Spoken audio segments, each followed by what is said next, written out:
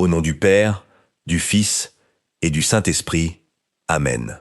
Aujourd'hui, nous voulons nous arrêter un instant pour remettre notre cœur entre les mains de Dieu, en rendant grâce pour la vie, pour la foi et pour la certitude que nous ne marchons jamais seuls.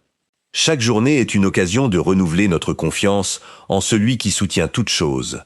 Et c'est pourquoi nous commençons en remerciant pour ce nouveau jour, pour la santé, pour ceux qui nous entourent et pour la parole qui nourrit notre esprit. L'Écriture nous rappelle que nous sommes envoyés dans le monde comme des brebis au milieu des loups, appelés à être prudents comme les serpents et simples comme les colombes. Cette image ne cherche pas à nous alarmer, mais à nous apprendre à marcher avec discernement, sans perdre la tendresse du cœur. Vivre la foi n'est pas toujours facile. Certains ne comprendront pas nos choix, jugeront ou s'éloigneront. Pourtant, il nous est assuré que nous ne serons pas seuls dans ces moments, car le même esprit qui habite en nous sera celui qui nous soutient et nous donne les mots justes quand nous en avons le plus besoin. C'est pourquoi, aujourd'hui, nous nous abandonnons avec confiance à la volonté divine.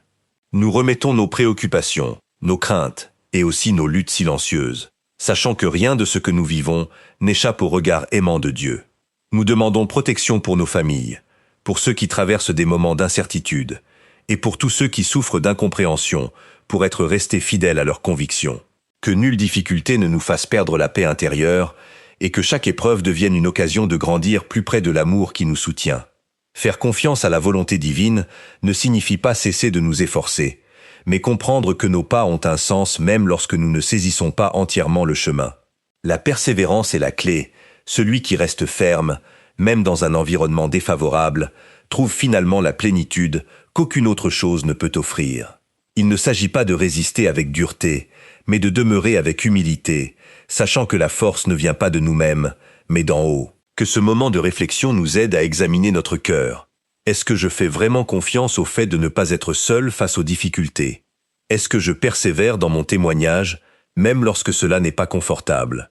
Portons ces questions dans la prière, en demandant sagesse, courage et constance. Que la paix, la protection et la certitude de l'amour de Dieu t'accompagnent à chaque pas de cette journée. Que ton cœur repose tranquille, sachant que tout ce que tu offres avec foi porte du fruit.